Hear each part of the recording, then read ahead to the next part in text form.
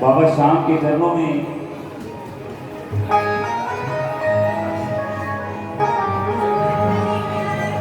सुनो सुनाए बात से आने कैसे बनाए शीश नदानी क्यों दिया था शीश दान क्यों कहलाए अमर वरदानी दरबार की।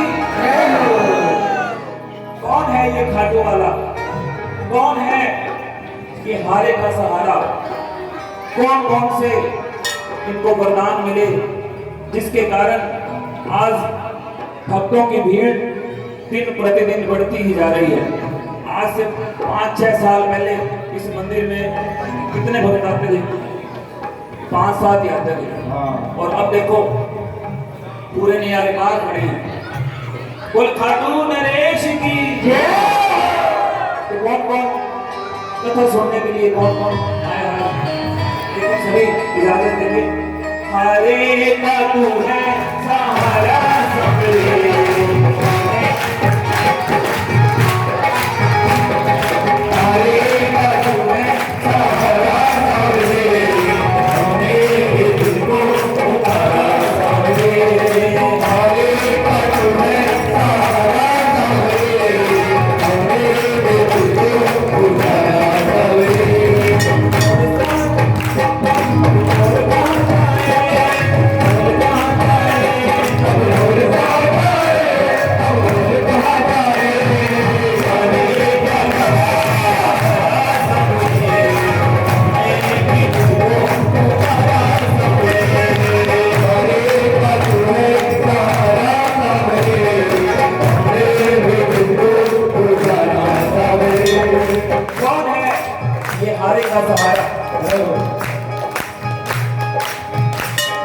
महाभारत भीम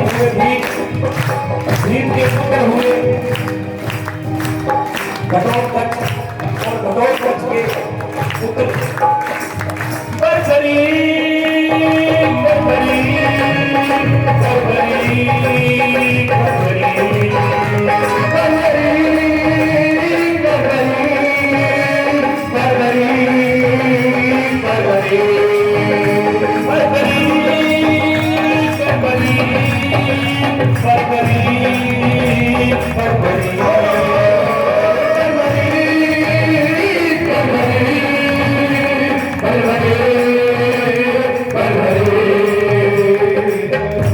बरबरी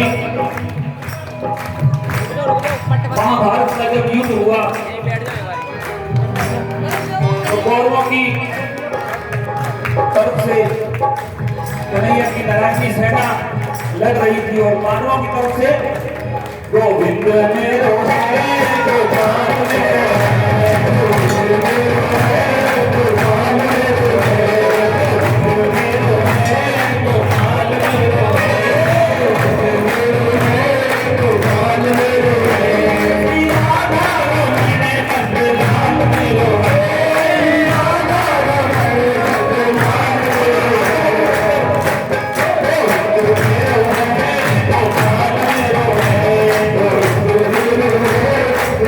Hallelujah.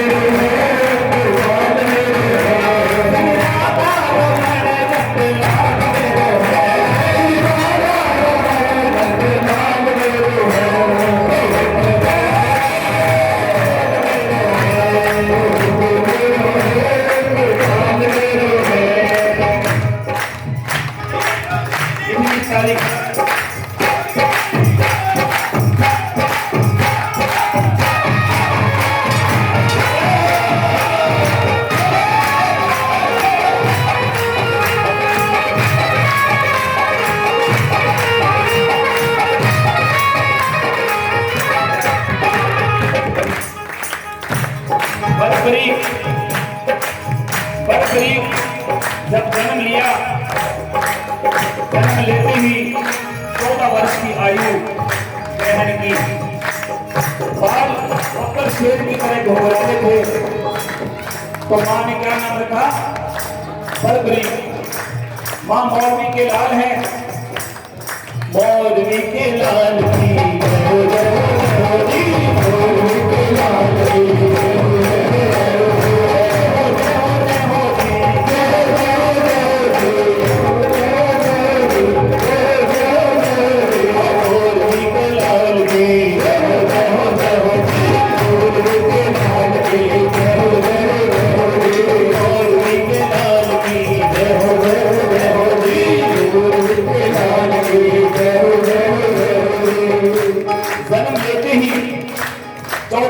आयु ग्रहण की। जैसे डॉक्टर का बच्चा डॉक्टर बनता है, इंजीनियर का इंजीनियर। क्षत्रिय परिवार से थे, कुछ शक्ति प्राप्त करनी चाहिए और माँ के पास गए कि माँ मैं कुछ चलने दो, मैं कुछ शक्ति प्राप्त करना चाहता हूँ। तो माँ ने कहा कि जा पुत्र दुर्गा माँ की पूजा कर।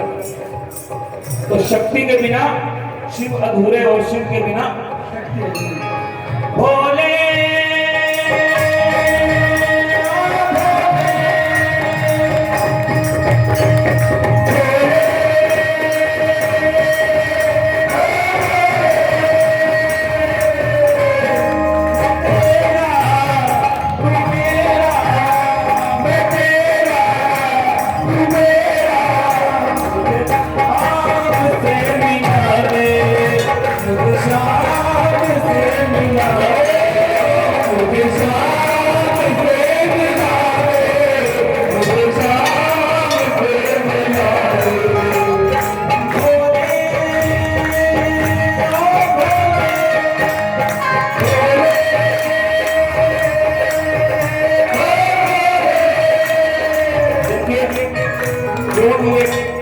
कथा सुन रहा है, उसे हाथ जोड़कर विनती करूंगा कि खड़े होकर बीच में से नहीं जाना।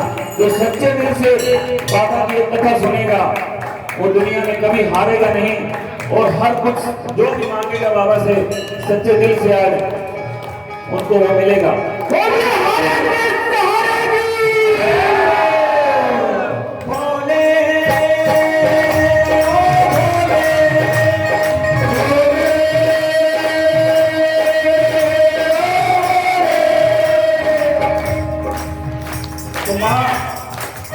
माँ की आराधना की काफी लंबे समय तक और माँ प्रकट हुई और माँ ने 3 बाण दिए। शक्तियां अर्जित करने के बाद माँ के पास आए और कहने लगे कि माँ मुझे पता लगा है कि महाभारत का युद्ध होने वाला है कौरवों और पांडवों के बीच, तो मैं वो युद्ध देखना चाहता हूँ, युद्ध में भाग लेना चाहता हूँ। तो माँ ने सोचा कि पांडव पक्ष कमजोर है, उनके पास तो सिर्फ कन्हैया है और कौरवों के पास कन्हैया की नारायणी सेना है। तो माँ ने कहा जाओ पुत्र, लेकिन 2 वचन देकर जाओ कि रास्ते में जो भी तुमसे कोई भी कुछ मांगे तो उससे इनकार नहीं करोगे और युद्ध में जो पक्ष कमजोर दिखे उसकी सहायता करोगे। जैसे मां दुर्गा शेर की सवारी करती है और भोले बाबा नंदी की सवारी करते हैं, इसी प्रकार बरबरी कौन से सवारी करते हैं? नीले घोड़े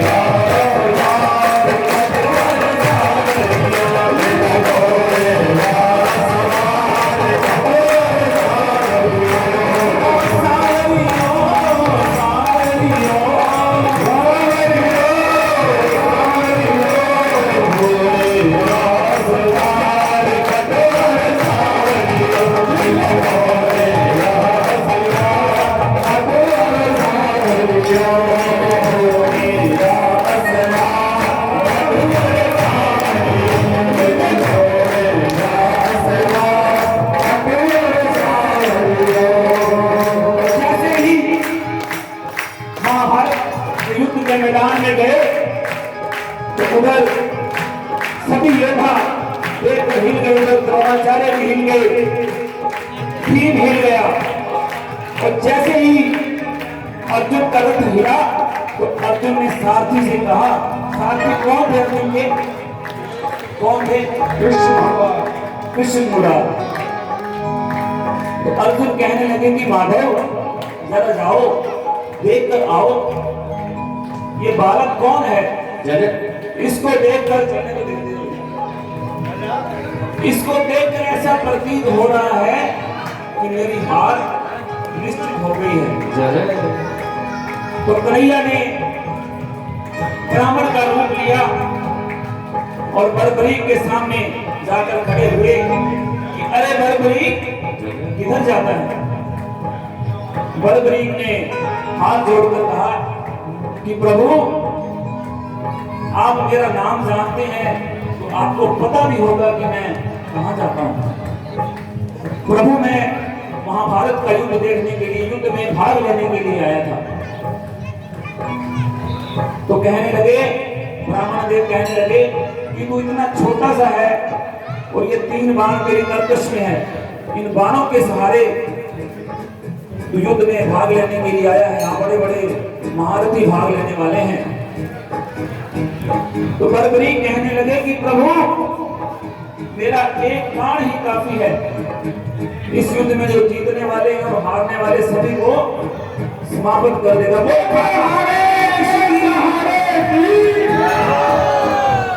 ब्राह्मण ने कहा कि बच्चा ऐसे बातें करने से कुछ नहीं होता, कुछ करके दिखाओ।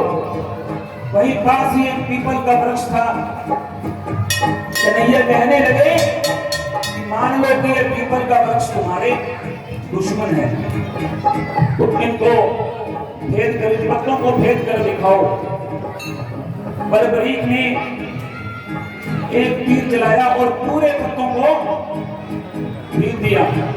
और कन्हैया ने ये देखने के लिए एक पत्ता अपने बाहों के नीचे छुपा लिया।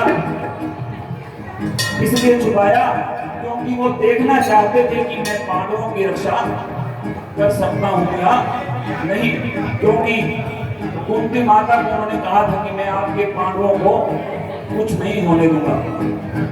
अब वो तीर पूरे वृक्ष के पत्तों को भेदने के बाद कन्हैया के पैर के चक्कर लगाने लगा। बोले खाटू नरेश की चक्कर लगाने लगा। तो बड़बरीक कहने लगे कि प्रभु अपना पैर हटाइए, एक पत्ता आपके पैर के नीचे है। कन्हैया ने देख लिया कि ये सारों को ढूंढ ढूंढ कर मारेगा। वो लखदातार की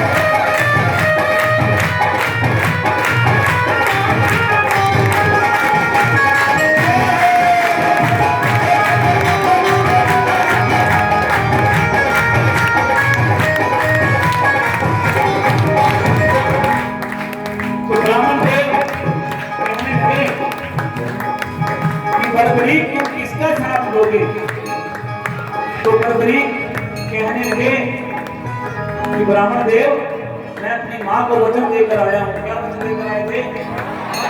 हरे का तू है सारा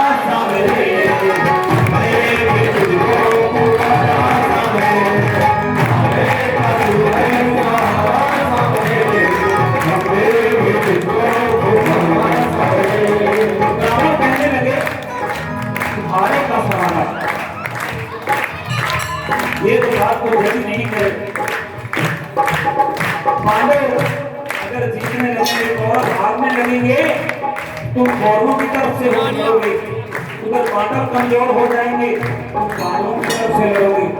तो इस तरह युद्ध का कोई निर्णय नहीं निकलेगा।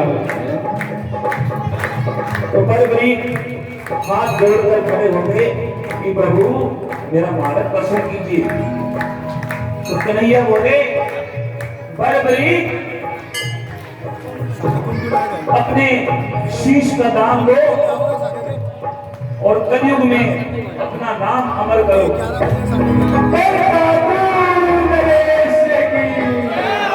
इस युद्ध के अंदर एक शीश चाहिए, अर्जुन या मेरा या तेरा।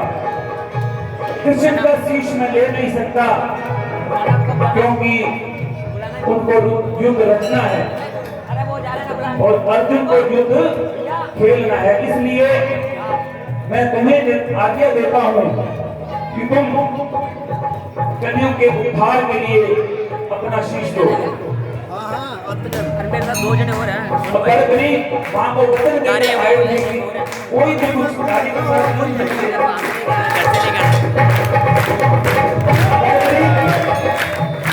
वहां को वचन देकर आए थे कि कोई भी कुछ मांगेगा तुम मना नहीं करोगे। बलबली कहने लगे कि प्रभु मैं आपको ये मोदी नंदन आपको वचन देता है कि आप जो कुछ मांगोगे मैं शीश का दान दूंगा, लेकिन आप ब्राह्मण नहीं हो। ब्राह्मण आप कोई सामान्य ब्राह्मण नहीं हो। अपने सही रूप तो मुझे दर्शन दो। मैं आपको वचन देता हूं कि मैं आपको शीश दूंगा। और महाभारत के युद्ध में पहली बार कन्हैया ने अपना विराट रूप दिखाया।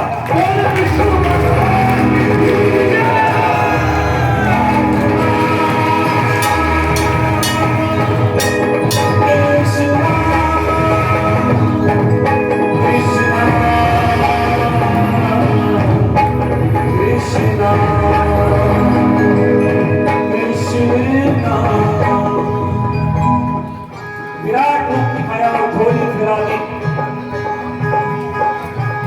और बलबली ने क्या किया?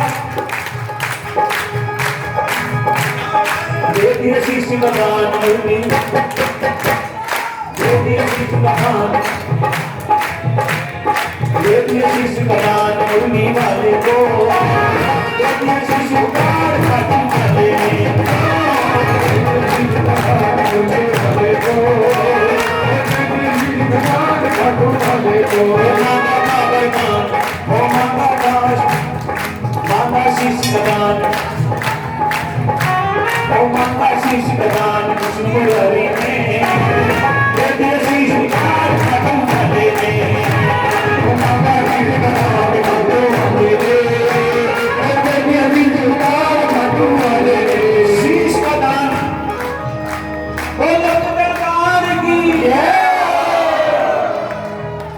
ने तलवार निकाली और अपना शीश काट के ठाकुर जी के हाथ में रख दिया।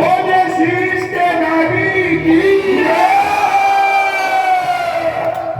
तो ठाकुर जी कहने लगे कि बलबली तुम्हारी कोई इच्छा बताओ।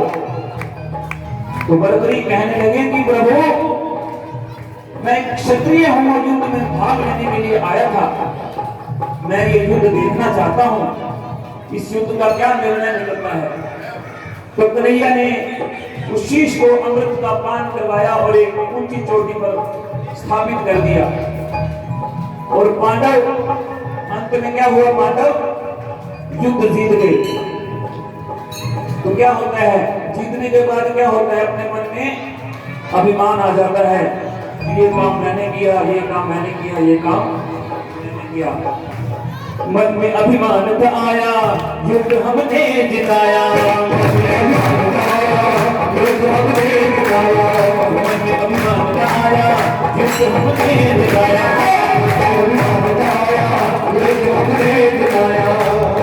चलो चले मुरली वाले के पार, चलो चले मुरली वाले के पार। हाथों को करके माता मुरली वाले के पास, वृंदावन वाले के पास जा रहे हैं। ये बात हम हाथों को करके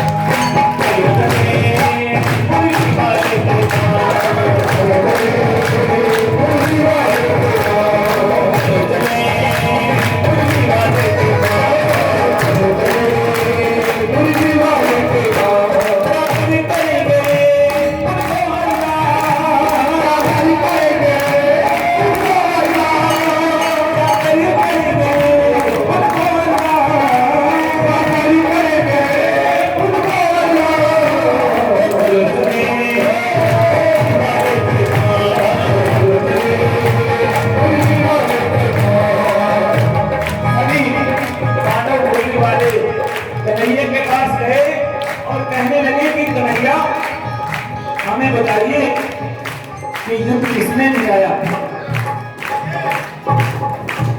तो कन्हैया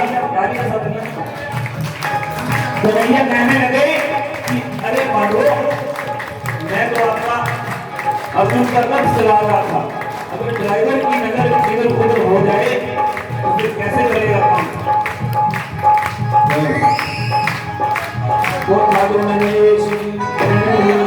कहने लगे कि ड्राइवर की नजर अगर इधर उधर हो जाए तो काम कैसे चलेगा, ये बड़ा छलिया है। देव की कोख से जन्म लिया, उसको छोड़ दिया।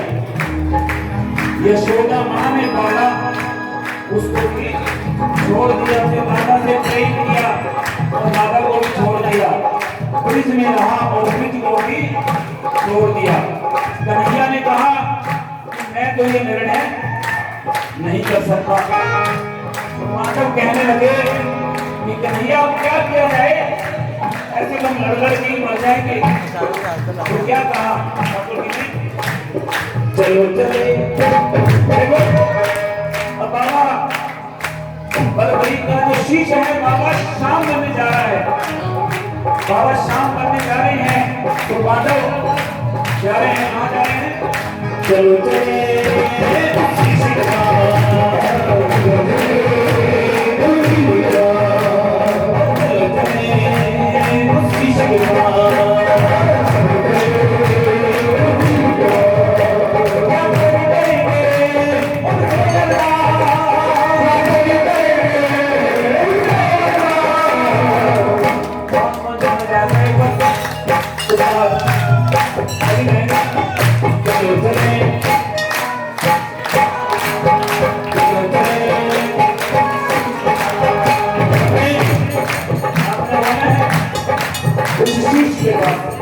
चलो चले, चलो चले, चलो चले उसी के पास।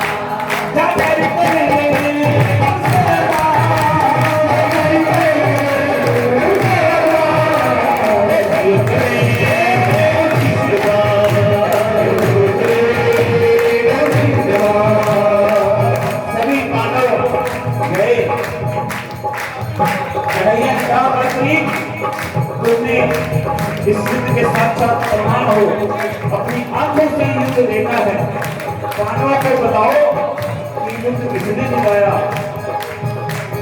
कन्हैया कहने लगे, बलबली कहने लगे कि प्रभु इस युद्ध के अंदर सिर्फ मुझे आपका चक्र सुदर्शन चक्र ही चलता दिखाई दिया है, दुश्मनों को मारता हुआ दिखाई दिया है, और मां काली पत्थर में दुश्मनों का लहू पी रही है, वो देखा है मैंने। और मैंने कुछ नहीं देखा कि पांडव क्या कर रहे हैं। कोई पांडव नरेश की कितनी बात बलबरीक ने कही तो कन्हैया उनकी बात पर बीच गए और क्या वरदान दिए। जिस शीश को उन्होंने अमृत पिलाया था महाभारत देखने के लिए, क्या वरदान दे दिया, राम जी जाओ बलबरीक, मैं तुम्हें और तुम्हारे शीश को अमृता का वरदान देता हूं कि जब तक ये सृष्टि रहेगी तुम्हारा नाम अमर रहेगा और भक्तों की संख्या दिन प्रतिदिन बढ़ती जाएगी। और दूसरा वरदान मां ने कहा था कि हारे का सहारा।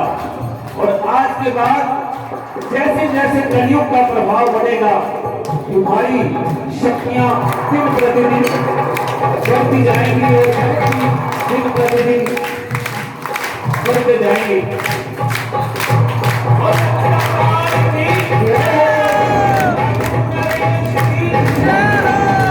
तुम्हारी शक्तियां दिन प्रतिदिन बढ़ती जाएंगी और जैसे ही कलयुग का प्रारंभ होगा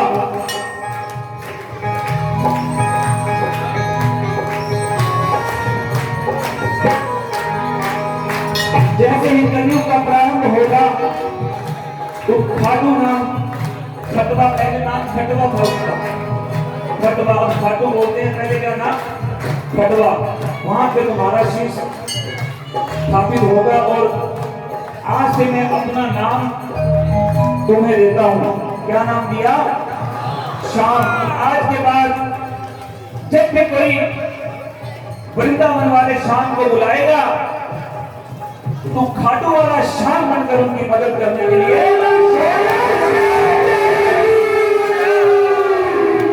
और सबसे बड़ा बात, महाभारत में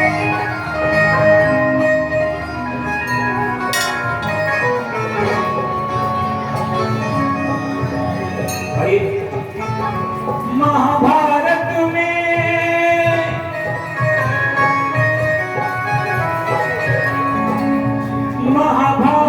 में आपने कृष्ण से शीश का दान लिया था।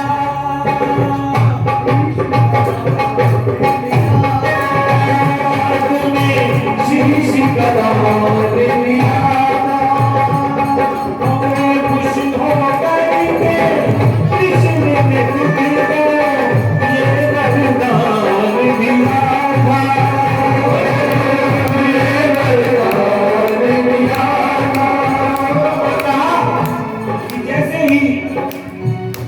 समाप्त होगा और कलयुग की सुलह होगी तो क्या होगा? सूर्य की किरणें आरती उतारे, सूर्य की किरणें आरती उतारे, जगमग रहेंगे चाँद सितारे, जगमग रहेंगे चाँद सितारे, तुम चाहते ही दुनिया छोड़ेंगे न हम